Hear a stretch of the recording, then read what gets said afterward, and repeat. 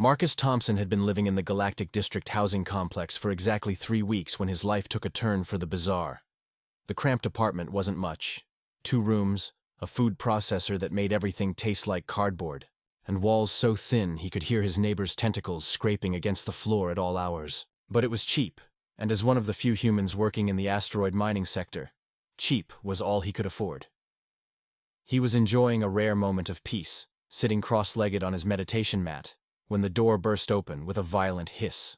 Standing in the doorway was Vex, his Altarian landlady, all 7 feet of her crystalline blue form quivering with what Marcus had learned to recognize as extreme agitation. Her 4 eyes were dilated to maximum aperture, and the gill slits along her neck were fluttering rapidly, never a good sign. "Human!" she bellowed, her voice creating harmonic resonances that made his teeth ache. "Explain the sandworm between your legs." Marcus blinked, looking down at himself. He was wearing his favorite pair of worn jeans and a faded Earthband t-shirt. Between his legs sat Buster, his pet ferret, who had been peacefully napping until Vex's dramatic entry. The small mammal was now alert, black eyes bright, and whiskers twitching at the sudden commotion. This is Buster," Marcus said slowly, reaching down to stroke the ferret's sleek fur. "He's a ferret, from Earth." Vex's crystalline features somehow managed to convey both horror and disgust. "It moved. I saw it writhing and undulating like the dread sandworms of Kepler 442b. Those creatures devoured 3 entire settlements before the Colonial Defense Force could eliminate them." Marcus suppressed a smile. The galactic community's knowledge of Earth fauna was notoriously incomplete and wildly inaccurate. Most species had only encountered humans in professional settings, where pets were rarely present. The few Earth animals that had made it off-world were mostly livestock or working animals. Dogs and cats were still considered exotic, and something as unusual as a ferret might as well have been a dragon. "He's completely harmless," Marcus explained, lifting Buster to show Vex. The ferret, true to his nature, chose that exact moment to perform one of his signature moves, a sinuous, twisting dance that ferret owners called a war dance. To the untrained alien eye, it probably did look like some sort of writhing, serpentine creature. Vex took 3 steps backward, her crystalline skin flickering from blue to a warning shade of orange. "It's performing some sort of attack pattern." "Human Marcus, you are in violation of Section 47B of the Galactic Housing Code. No resident shall harbor dangerous predatory organisms within residential units." "But he's not dangerous." "I've already contacted the Housing Authority," Vex interrupted, her voice now reaching frequencies that made Marcus's vision blur slightly. "Inspector Grok will arrive within the hour to assess the threat level. If that creature is deemed hazardous, you'll be evicted immediately and possibly face charges for endangering other residents." Marcus felt his heart sink. Finding housing as a human was hard enough without an eviction on his record. The galactic community wasn't exactly discrimination-free, and humans were still considered something of a curiosity at best, a nuisance. At worst, he needed this job, and he needed this apartment. "Vex, please, let me explain." But she was already backing out of the doorway, her 4 eyes never leaving Buster, who had settled down and was now grooming his paw with typical ferret nonchalance. "1 hour, human Marcus. Prepare your explanations for Inspector Grok." The door hissed shut, leaving Marcus alone with his dangerous predator, who looked up at him with bright, mischievous eyes as if to say, "Well, this should be interesting." Inspector Grok arrived exactly 57 minutes later, which Marcus had learned was typical Vraxian punctuality. The hulking reptilian alien had to duck to fit through the doorway, his scales shifting from a neutral gray to the deep green that indicated official business. Behind him trailed what appeared to be half the building's residents, drawn by curiosity and the promise of drama. Marcus had spent the better part of an hour researching Galactic Housing Code Section 47B on his tablet, trying to understand exactly what constituted a dangerous predatory organism. The regulations were frustratingly vague, clearly written by committee and translated through 17 different linguistic matrices. "Human Thompson," Grok rumbled, his voice like grinding stone. "You stand accused of harboring an unauthorized biological weapon. Present the creature for inspection." Buster, perhaps sensing the tension in the room, had chosen to hide in his favorite spot, a cardboard box that Marcus had modified with tubes and tunnels. Only the tip of his pink nose was visible, twitching occasionally as he assessed the crowd of strange smells and sounds. Inspector, with respect, Buster is not a weapon. He's a domesticated animal from Earth, specifically bred for companionship. Marcus carefully lifted the box, revealing the ferret in all his sleepy glory. The crowd gasped. Mrs. Zilt, the elderly cetacean from down the hall, made a sound like a whale song crossed with a scream. Young Pip, a Formican juvenile whose parents worked in waste management, clicked his mandibles in what Marcus hoped was fascination rather than fear. Grok approached slowly, his massive head tilting to examine Buster from multiple angles. It appears docile now, but Landlady Vex reported aggressive territorial displays demonstrate the creature's attack patterns. Marcus sighed. He doesn't have attack patterns. What Vex saw was play behavior. Ferrets are naturally energetic animals. They perform what we call a war dance when they're happy or excited. War dance? Grok's scales shifted to a more alarmed shade of green. You admit it performs ritual combat maneuvers? No, it's not. Look, the name is misleading. It's just how they play. Marcus set the box down and gently coaxed Buster out. The ferret emerged, stretched luxuriously, and then proceeded to demonstrate exactly what Marcus had been trying to avoid. Buster launched into a full-scale war dance, his back arched, mouth open in what ferret enthusiasts knew was a play grin, but which looked decidedly menacing to unfamiliar observers. He bounced sideways, twisted in midair, and performed a series of rapid rolls that sent him tumbling across the floor in apparent wild abandon. The crowd scattered. Mrs. Zilt retreated so quickly she knocked over Pip, who began making distressed, clicking sounds. Even Inspector Grok took a step back, his hand instinctively moving toward the enforcement tools on his belt. You see? Vex's voice cut through the chaos, her crystalline form now strobing between blue and red. It's clearly demonstrating predatory behavior. Look how it moves, like a serpent, like the tunnel sharks of Proxima Station. Marcus knelt down and calmly picked up Buster, who immediately settled into his arms and began making soft chittering sounds of contentment. He's playing.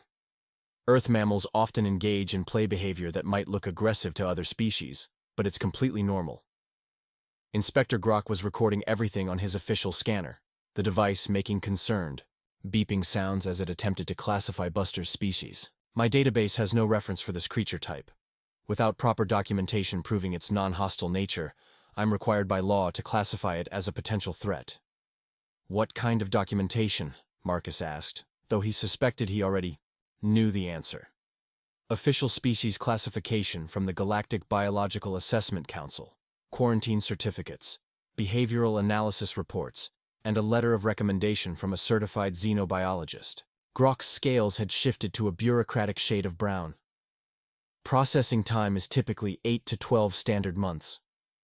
Marcus felt the familiar human emotion that had gotten his species both feared and respected throughout the galaxy. Stubborn, determination mixed with creative problem-solving. What if I could demonstrate that Buster poses no threat to any resident of this building? How would you propose to do that? Marcus looked at the crowd of aliens, each representing a different species with different fears and misconceptions about Earth life. Then he looked down at Buster, who gazed back with the supreme confidence of a creature that had never met a problem he couldn't charm his way through. Give me 1 week, Marcus said. Let me introduce Buster properly to everyone in the building. If anyone still considers him a threat after that, I'll find him a new home off station. Marcus's plan was simple in concept, but complex in execution. Introduce Buster to every resident in the building in a controlled, non-threatening environment. What he hadn't anticipated was how word would spread throughout the entire galactic district about the human with the sandworm. Day 1 began with Mrs. Zilt, the elderly cetacean who lived in the water-filled apartment 2 doors down. Her species communicated primarily through subsonic frequencies, which meant Marcus needed a translation device that made his teeth ache every time she spoke. The creature has the aspect of the deep hunters. Her translated voice warbled through the device. In the ancient waters of my homeworld, such shapes meant death from below. Marcus sat in the hallway between their apartments, Buster exploring a collection of safe toys he'd arranged on a blanket. I understand your concern, Mrs. Zilt. But watch this. He produced a small ball and rolled it across the floor.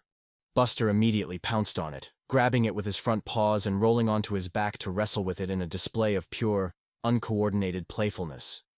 His war dance forgotten, he was now engaged in the more sedate activity of trying to figure out why the ball wouldn't fight back. Mrs. Zilt's massive eye, visible through the water-filled porthole of her door, watched intently. After several minutes of observation, her translator crackled to life again. The creature shows prey behavior, not predator behavior. It plays as a calf plays. Victory number 1. Day 2 brought a greater challenge. The hive collective that occupied the entire 3rd floor. The insectoid formicans lived in a complex social structure that Marcus barely understood. But their representative, a warrior-class individual named Buzz, was willing to negotiate. The Queen Mother requires demonstration of non-aggressive intent. Buzz clicked, his mandibles translating the chemical communications from his hive mates. Many of our worker siblings have expressed concern about Earth predator presence. Marcus had prepared for this. He'd researched Formican social structures and learned that they responded well to clear hierarchical demonstrations. I understand the Queen Mother's wisdom. Would she be willing to observe a controlled interaction? What followed was perhaps the most surreal hour of Marcus's life. The entire 3rd floor became a testing ground where Buster was introduced to worker class.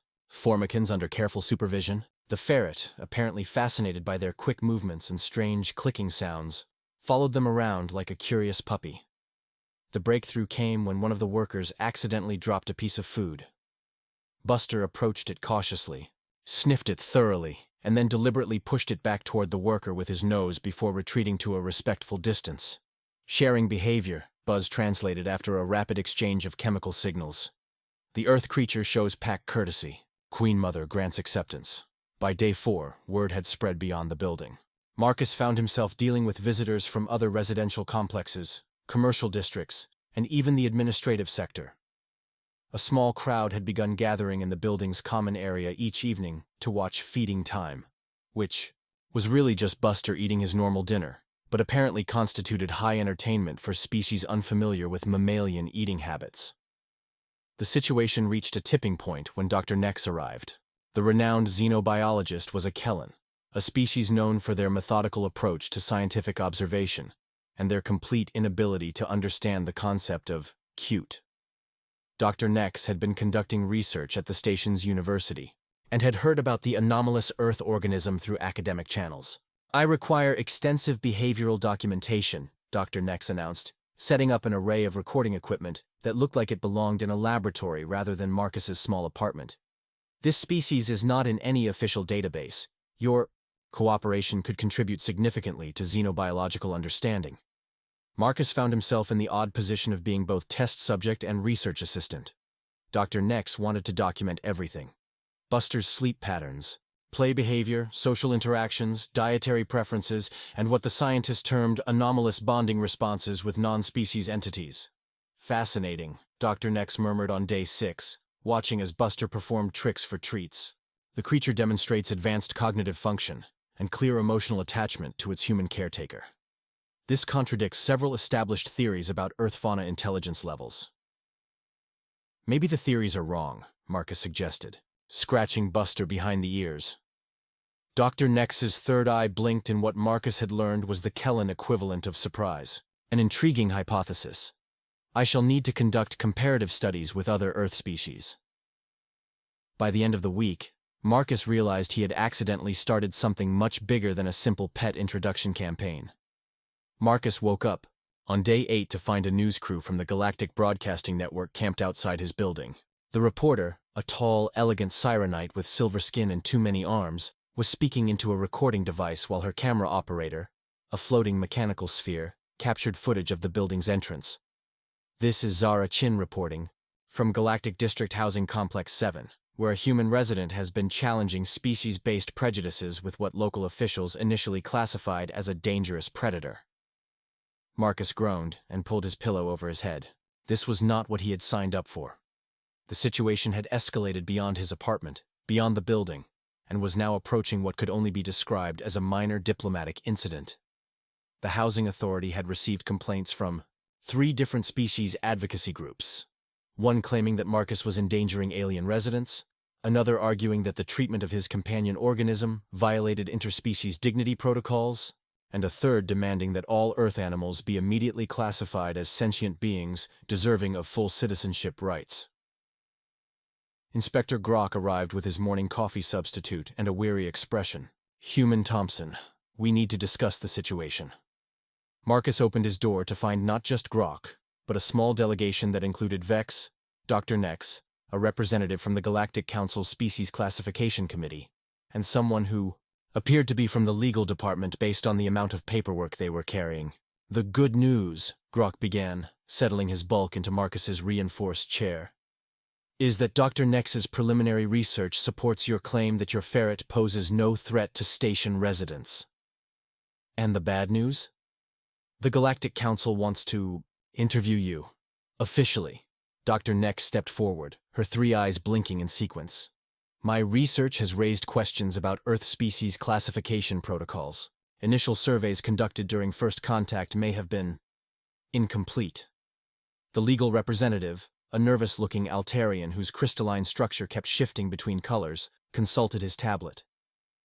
"There are potential implications for trade agreements, immigration policies, and species rights legislation.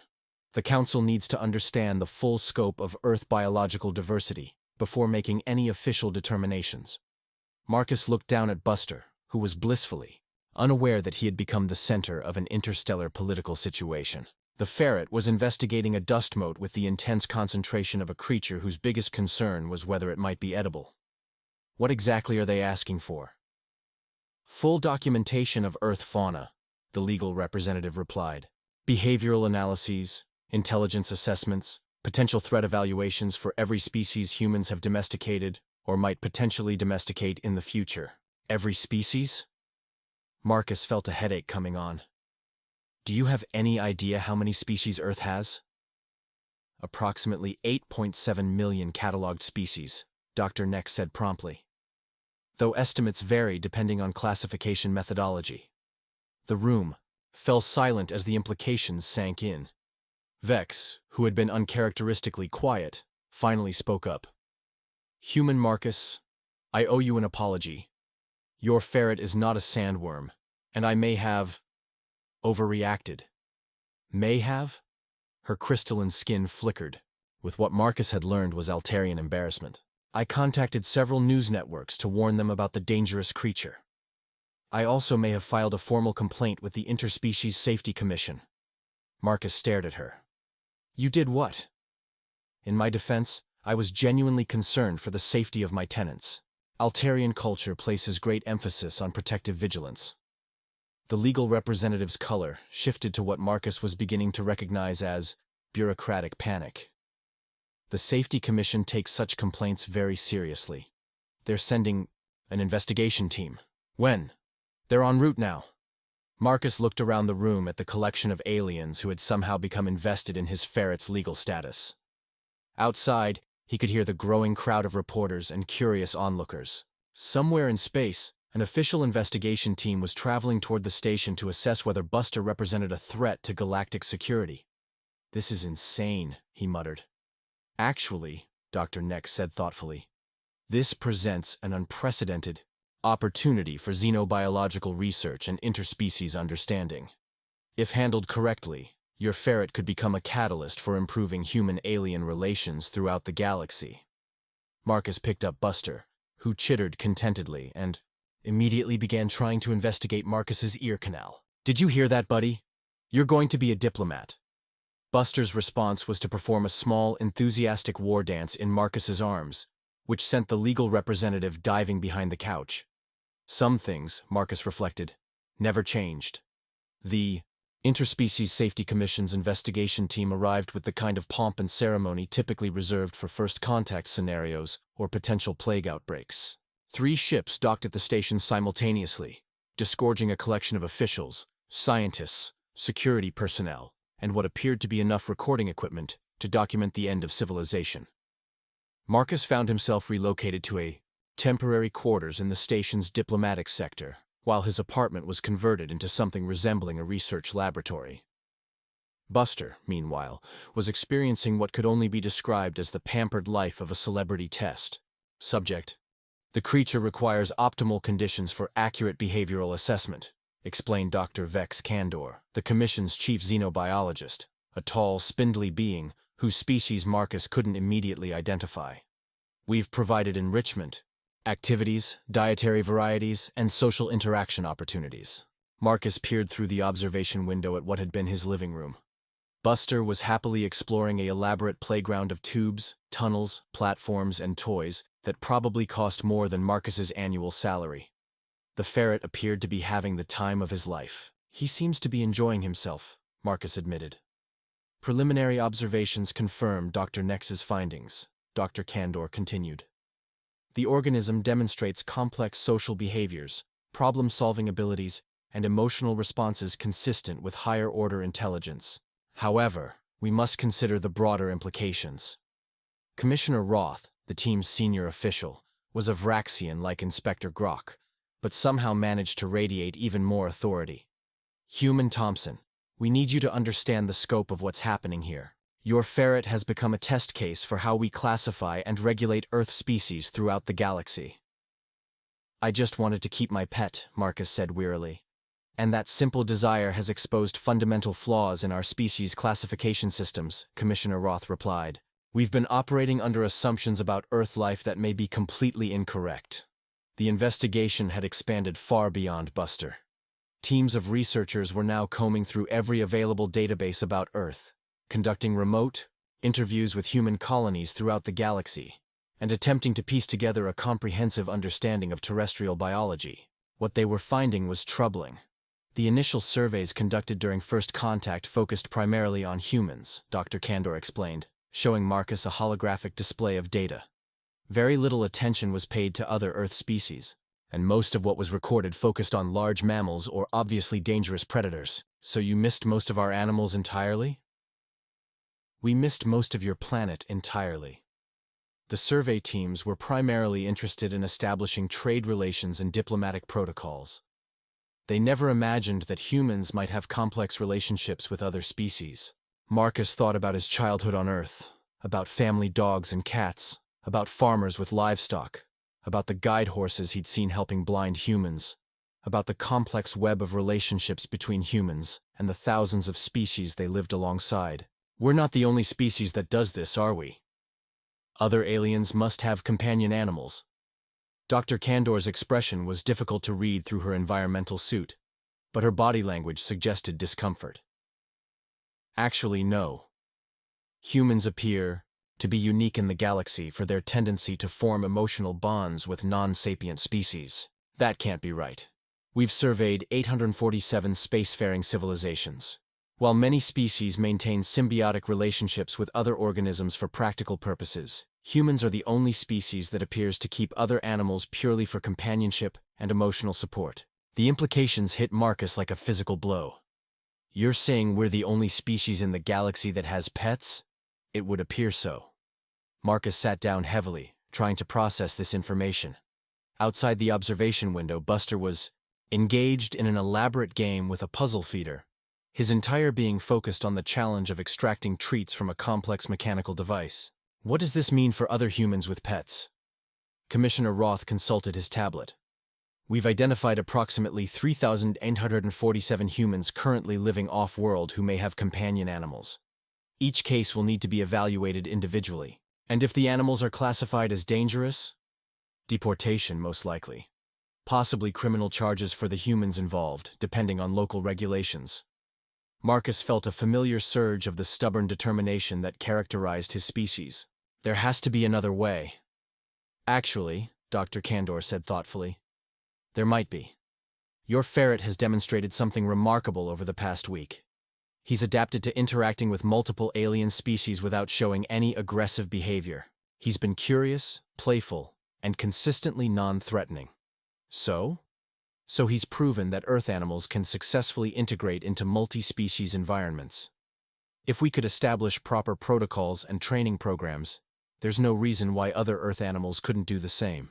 Commissioner Roth's scales shifted to a more interested shade of green. You're proposing a formal integration program? I'm proposing that we recognize reality, Dr. Kandor replied. Humans and their companion animals are already here. We can either try to separate them, which would be both cruel and impractical, or we can develop systems to make it work safely. Marcus looked through the window at Buster, who had successfully solved the puzzle feeder and was now performing a victory war dance. What would something like that involve? Training for both the animals and their human companions. Certification programs. Regular behavioral assessments. Cultural education for alien populations. Dr. Kandor was warming to the topic. It could become a model for interspecies cooperation. Or, Commissioner Roth said darkly, it could become a bureaucratic nightmare that satisfies no one and creates more problems than it solves. Marcus smiled for the first time in days. Well, when you put it that way, it sounds perfectly human. 3 days later, Marcus found himself standing before the Galactic Council's Species Relations Committee in a hearing room that had been hastily converted to accommodate the unprecedented nature of the case. Representatives from 47 different species had gathered to hear arguments about what was being called the Earth Animal Question. Buster sat in a specially designed containment unit that was more luxury pet carrier than cage, complete, with toys, food, water, and enough space to perform his signature war dances. He seemed remarkably unconcerned about being the center of galactic attention, having discovered that the acoustic properties of the hearing room made his chittering sounds echo in fascinating ways. Marcus wore his only formal outfit, a suit he'd bought for job interviews and had hoped never to need again. Beside him sat Dr. Nex, Dr. Kandor, and a legal advocate from the Human Rights Division who looked like she'd rather be anywhere else in the galaxy. The committee will hear opening statements, announced Counselor Prime Veltar, a massive cetacean whose translation device filled the room with subsonic harmonics. The commission will present its findings first. Commissioner Roth stood, his scales arranged in formal presentation colors. Honored counselors, the investigation into the organism known as Buster has revealed significant gaps in our understanding of Earth biological diversity and human species relationships. The Commission recommends a comprehensive re-evaluation of current classification protocols. What followed was a detailed presentation of the past week's research, complete with holographic displays of Buster's interactions with various alien species, behavioral analysis charts, and comparative studies with known galactic fauna. Marcus watched counselors taking notes, muttering among themselves, and occasionally stealing glances at Buster, who had chosen that moment to curl up for a nap. The organism demonstrates intelligence, adaptability, and consistent non-aggressive behavior, Commissioner Roth concluded. However, the broader implications of widespread Earth-animal integration present significant regulatory challenges. Counselor Zexhai, a crystalline being who represented the Altarian delegation, spoke next. The committee recognizes the complexity of this issue. However, we must prioritize the safety and security of all galactic citizens. Earth animals represent an unknown variable in carefully balanced ecosystems. With respect, Counselor, Dr. Kandor interjected, they're not unknown anymore. We have extensive data on this particular specimen, and our research suggests that proper integration protocols could make Earth animal ownership feasible throughout the galaxy. Ownership? The word came from Counselor Thrin, whose insectoid features made their expression impossible to read, but whose tone suggested offense. Are we discussing the ownership of intelligent beings? Marcus felt the hearing starting to slip away from them. This was exactly the kind of philosophical minefield that could turn a simple pet ownership case into a decades-long debate about consciousness, rights, and the ethics of interspecies relationships. He stood up. Counselors, may I speak? The room fell silent. Counselor Prime Veltar's massive eye turned toward him. The human may address the committee. Marcus looked around the room at the assembled representatives of nearly 50 different species, each with their own evolutionary history, cultural values, and understanding of what constituted intelligence or consciousness. I'm not a diplomat or a scientist, he began. I'm a mining technician who wanted to live with his pet ferret. But this whole situation has taught me something important about how different our species really are. He gestured toward Buster's carrier. Humans don't keep companion animals because we think they're property, or because we want to own other intelligent beings. We keep them because they make us better humans. They teach us responsibility, compassion, and how to care for something other than ourselves.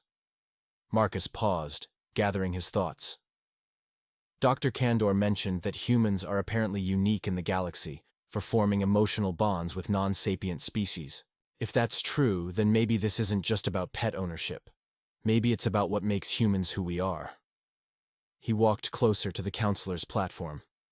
Every human child grows up learning to care for other living things. We feed stray cats, rescue injured birds, domesticate wild animals not because we want to control them, but because caring for other species is fundamentally part of being human. And if we lose that, Marcus continued, his voice growing stronger, if we become a species that abandons our companions because they're inconvenient or don't fit into galactic regulations, then we become something less than human.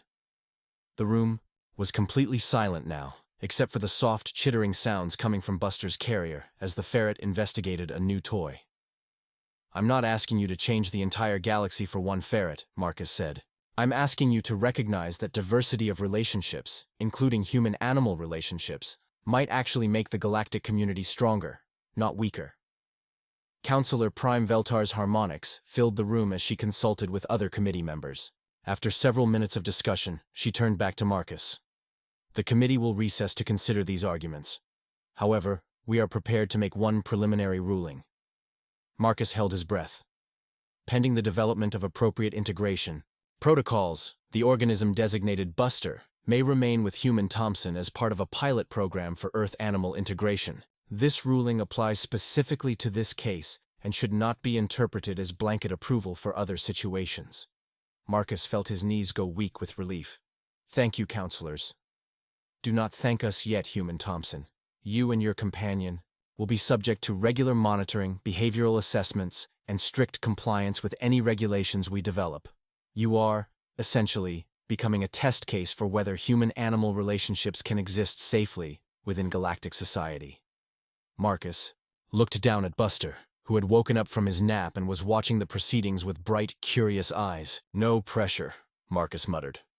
Buster chittered softly, performed a small war dance, and settled back down for another nap, completely unconcerned about his role as an interstellar diplomat. 6 months later, Marcus stood in the grand opening ceremony of the galaxy's first interspecies companion animal integration center, watching Buster demonstrate proper meet and greet protocols with a group of visiting Formican dignitaries. The ferret had become remarkably skilled at what Dr. Kandor called diplomatic interactions, essentially being cute and non-threatening on command. The pilot program had exceeded everyone's expectations. Buster had successfully interacted with representatives from over 60 different species, had learned to modify his behavior based on the cultural sensitivities of various alien groups, and had somehow become the unofficial mascot for human-alien relations in the sector. More importantly, the success had opened doors for other humans with companion animals. The Integration Center now housed a small zoo's worth of Earth creatures. Dogs, cats, birds, reptiles, and even a few exotic species that had somehow made their way off-world with their human families. Buster has demonstrated remarkable adaptability. Dr. Kandor reported to the assembled crowd of officials, scientists, and media representatives. His success has provided the framework for integrating other Earth animals into galactic society. Inspector Grok, now sporting new scales that Marcus had learned indicated professional pride, stepped forward. The Housing Authority has approved modified regulations that allow certified companion animals in residential complexes throughout the sector. We've had only 3 noise complaints and 1 incident involving a cat and a Altarian's prized crystal collection. What happened with the cat? Marcus asked. Apparently, Earth cats share certain behavioral traits with Kepler-7 demolition worms, Grok replied solemnly. The Altarian has since installed protective barriers around valuable items. Vex, who had become something of a celebrity herself as the landlady who discovered the Sandworm, approached with her characteristic crystalline jingling. Human Marcus, I have news. The building management company wants to designate our complex as the first pet-friendly interspecies housing facility in the sector. What does that mean? It means rent increase, she said, her crystal structure flickering with what Marcus now recognized as Altarian humor. But also it means other humans with companions can apply for housing. We're becoming... what is the human term?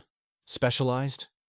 Marcus looked around at the bustling integration center, where human volunteers were working with alien experts to develop training programs, behavioral guidelines, and cultural sensitivity protocols.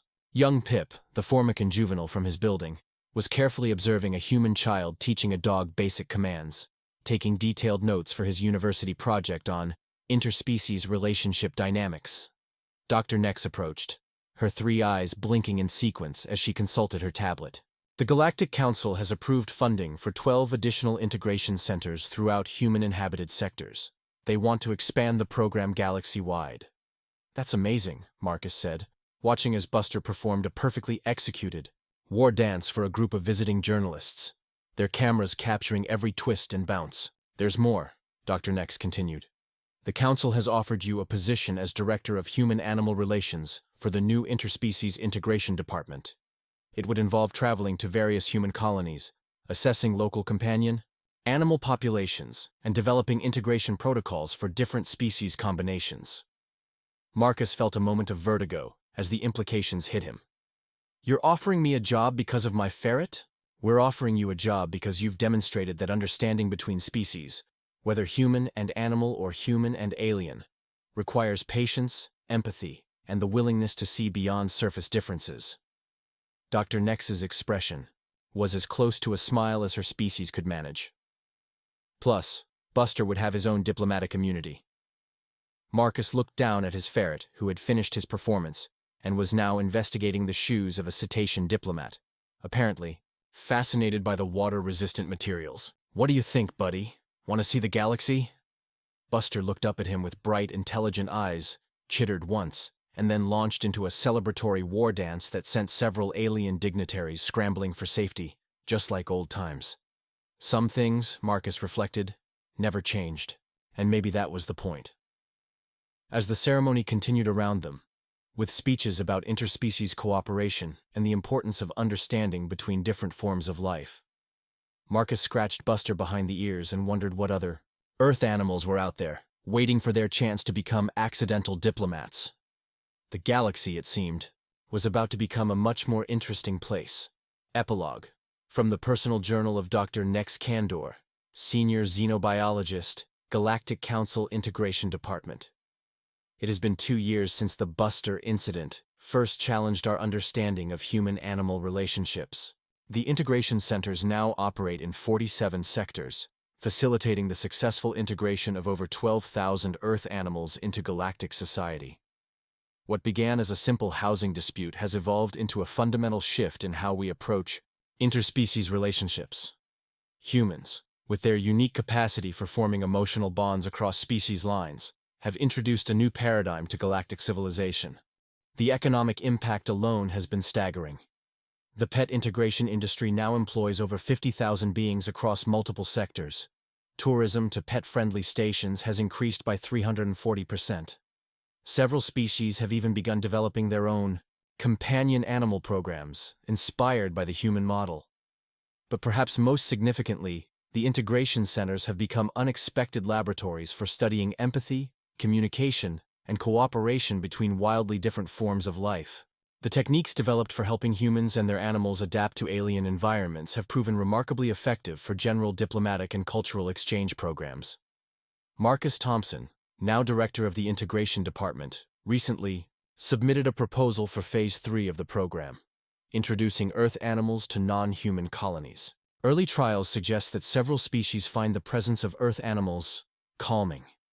The Vraxians in particular have reported decreased stress levels in facilities where Earth cats are present, though they remain baffled by the cat's apparent ability to knock valuable objects off surfaces.